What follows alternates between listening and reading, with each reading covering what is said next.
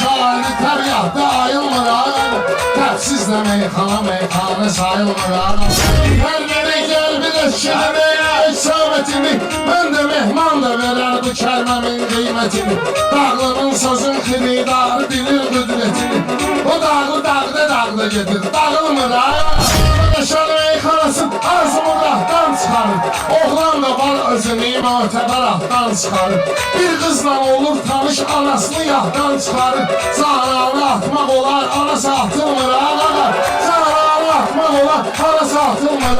Əllərimi öldürərəm üstünü torpaqlayaram Hər gün orada görmüşsən yalandan axmaqlayaram Bunların bir şərtinə hamısını mən bağlayaram Sağlaram qon eləyənə cərmə yazılmır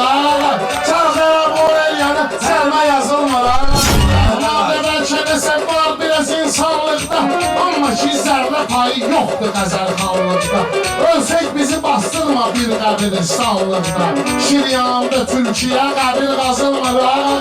Şiryanımda Türkiyə qəbir qazılmır